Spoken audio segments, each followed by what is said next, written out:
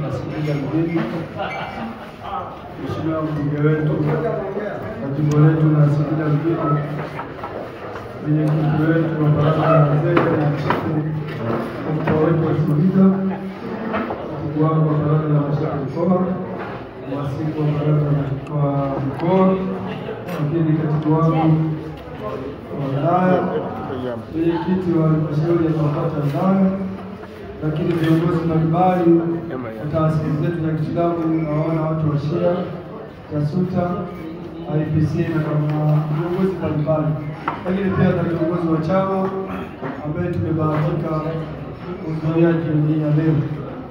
Pekee niwashukuru pia wageni wangu hawa wanatokea Dar es Salaam. Yupo Sheikh mtoto hapa, ni Sheikh Ramadhani, nadhani waliosikiliza kwenye mihadhara ya msikitini kumsikia. Mwenyezi Mungu amempa baraka nyingi na uwezo mkubwa wa kuweza kutafsiri maneno ya Mwenyezi Mungu. Kwa Mungu mimi nikuja fursa hii kutoa neno la shukrani kwa nafasi hii ulioitumia ya kuona utengeneze upendo baina ya viongozi wa dini pamoja na viongozi mbalimbali wa chama na wa serikali. Unajua kila mmoja amepewa neema, lakini namna gani utaitumia neema uliyopewa na Mungu? Unaweza kutumia peke yako au kutumia na jamaa zako. Kwa hiyo sisi tumshukuru kwa kutuunganisha na kutuita siku ya leo, tukaungana pamoja na wazee hawa, viongozi hao. Nadhani mashehe wanasema ile thawabu aliyolipwa mtu ambaye anamfuturisha mtu ni kubwa sana. Kwa hiyo tunaomba Mwenyezi Mungu malipo hayo tuyapate.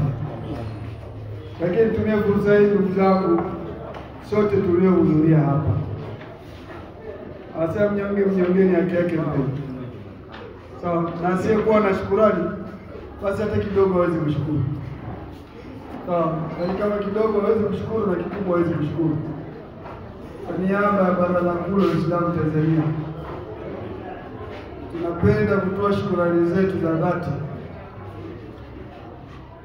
kwa serikali iliyopo madarakani. Hii serikali tuliiweka wenyewe 2020 na mwaka huu wanakamilisha miaka yao mitano, ambapo jopo lile kila mahala halipungui watu watatu. Tuna diwani, tuna mbunge na tuna rais. Watu hawa nyinyi wote ni dhahiri kila mmoja ametoka kwenye eneo tofauti tofauti. Kama ni wema tuliotendewa tunauona kwenye kata zetu, kwenye miji yetu, hata kwenye majumba yetu.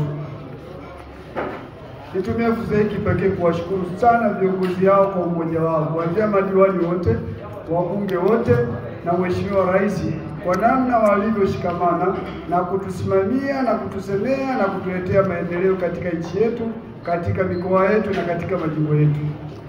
Kipekee Mheshimiwa mbunge hatukosi kusema kushukuru kwa muda uliopo madarakani mpaka unavyoendelea. Macho yenyewe yanaona na masikio kama hajaona mahala yamesikia. Kila mahala tunapata huduma za uhakika. Sisi kama Wanasingida jimbo hili hapa, tukirejea 2020 kurudi nyuma, kuna vitu havikuwepo kabisa, lakini sasa lipo, na hatuna mtu mwingine bungeni anayesema ndio huyu, sababu yeye amebeba dhamana ya kutusemea wananchi wote tulioko Singida mjini. Huyu ndio anabeba dhamana ya changamoto zetu, ya pongezi zetu, ya faida zetu. Kama ni hasara ndio mwenye kubeba hizo majukumu. Tuombe sana kwa Mwenyezi Mungu, umetutetea vizuri, umetusemea vizuri, na sisi tunakuahidi mbele ya Mwenyezi Mungu tutaendelea kushikamana na wewe kadri Mungu atakapotujalia.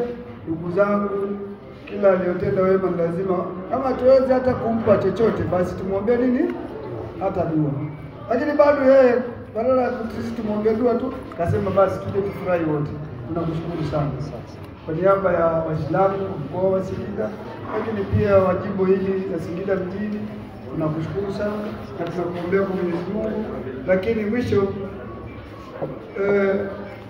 bila kusahau hawa wabunge kuna sehemu ametokea ndio aje asimame hapa.